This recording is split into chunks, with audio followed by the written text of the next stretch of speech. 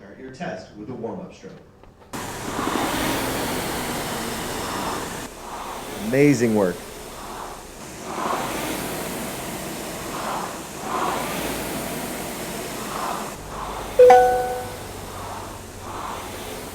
Session completed.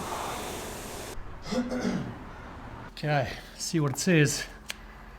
Man, look at this. So it picks up your joints, and then I guess it works out the angles or the order in which your joints open up and give you feedback based on that. That is unreal. So they recommend that you row with earphones in your ears, and then it gives you real life feedback on whether you're pulling too early with your arms, opening the hips too early. That is next level. So it looks like the test is based off 25 strokes. It's saying here that I had 24 clean strokes out of 25. That's not too bad at all.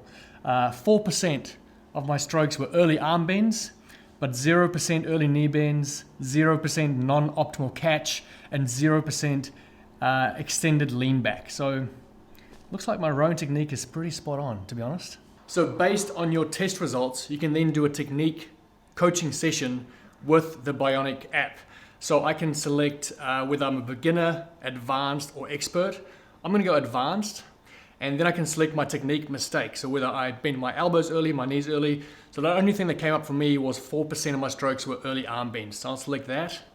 And then lastly, you can select the duration of your coaching session. 3 minutes, 6 minutes, 9 minutes, or 12 minutes. Well, let's go for 3 minutes here, and we'll go start rowing, see what happens. Start rowing to begin your session. Okay, let's get some rowing coaching. Open your hips before bending your arms. Try tightening your back first before you pull with your arms.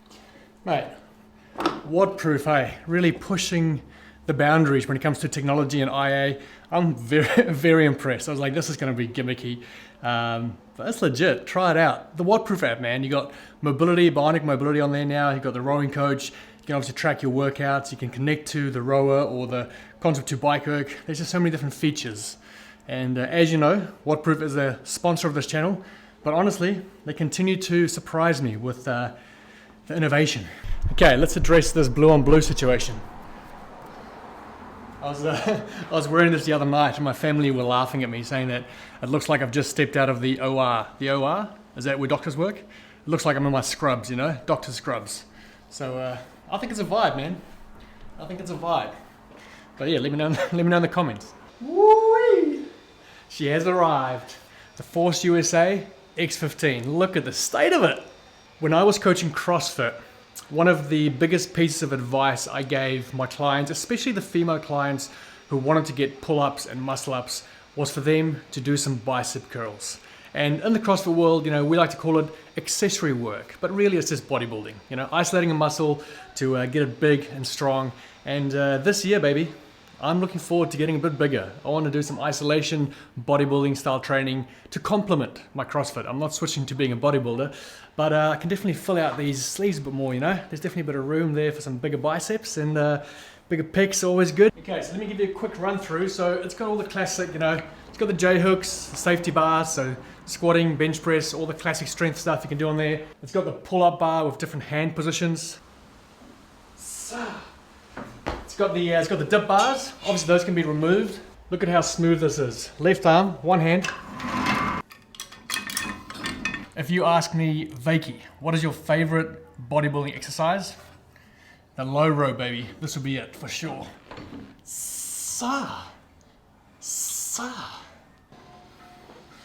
Look at this thing. I'm gonna get huge, eh? I'm gonna get huge.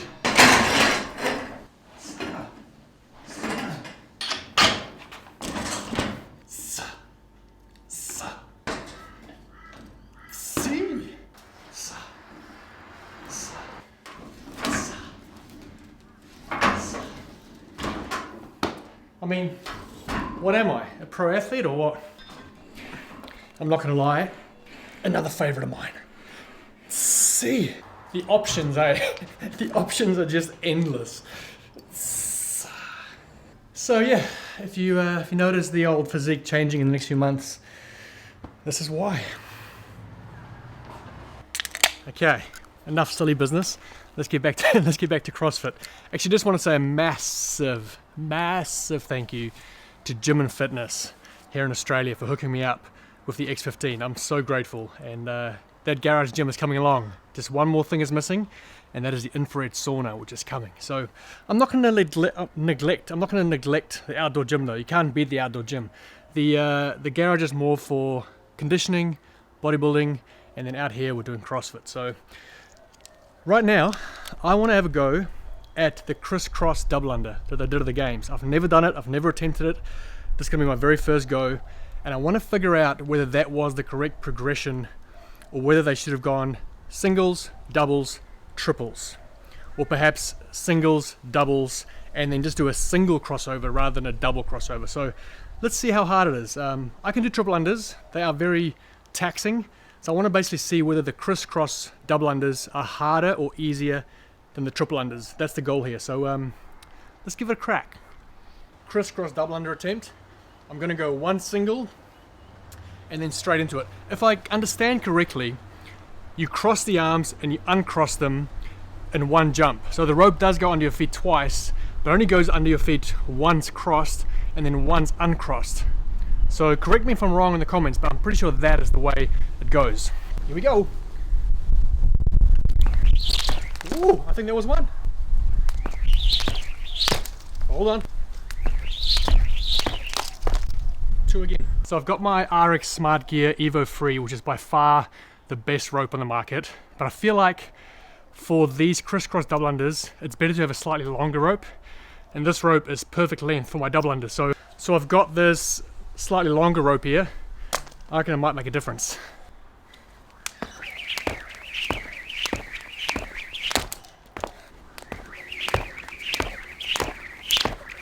Okay.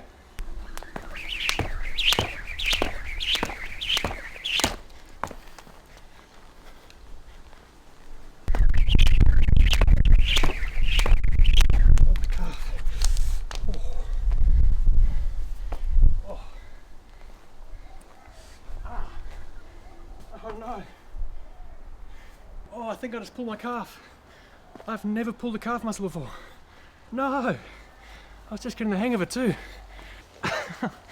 Ow. Oh, I think I just pulled my calf. I've never had that sensation before. Ah. Okay. Let's call it there. I think I legit just pulled my calf muscle for the first time in my life. I've never had that sensation before.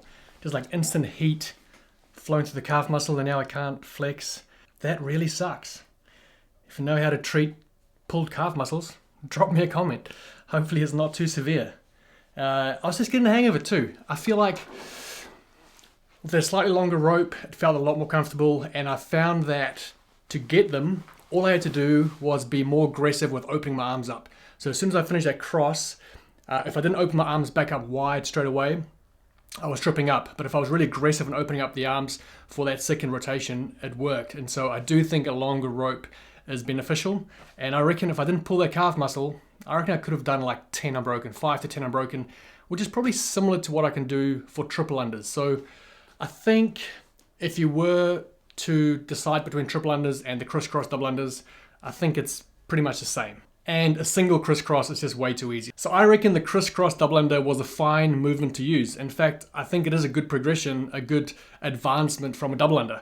And I think most of the top athletes in the world can master it within 10, 20 minutes if they had a bit more time to practice it. So the main problem was we only had 5 athletes on both the male and female side get the opportunity to actually attempt these or show off their skills with these. So I think that was the issue, not so much the movement. So let's have a look at the skill speed medley workout. Obviously, it's easy in hindsight to criticize and say we should have done it this way or that way.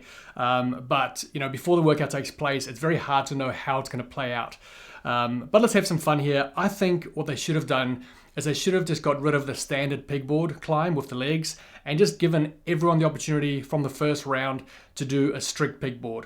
So all 40 athletes have a go at the strict pegboard, and then the same with the handstand obstacle course. All these athletes, you know, they've done the handstand obstacle course before, so why not just get everyone to show off the pirouette start? So basically round 1, all 40 athletes have to do strict pegboards, and they also have to do the pirouette start on the handstand course. Then instead of cutting the field from 40 down to 20, perhaps we should have just cut it down to 30. So get rid of the bottom 10 athletes and give the top 30 the opportunity to then show a more advanced skill. And this was the semi-final round. I think they should have done the low start handstand course, so the L-sit into handstand. They should have introduced it at the semi-final round rather than reserving it for the very end. That way we could have seen 30 or even 20 athletes attempt that, and instead we only had the top 5, and out of those only one person made it to that skill. So that could have been cool to see some more athletes attempt that skill. And then in the very final, instead of cutting down to 5, let's cut down to 10 and introduce that crisscross double under. And perhaps we would have seen a few more athletes get through and make it a slightly more exciting race. So all in all, I don't think the movement itself is bad. I think athletes will get it with a bit of practice. And I just think the way it played out, it was unfortunate that the 5 athletes that went through to the final just couldn't get the hang of that crisscross double under. And as a result, we didn't see many actually attempt that low start handstand walking course. So yeah, those are my thoughts on it. But again, it's very easy in hindsight.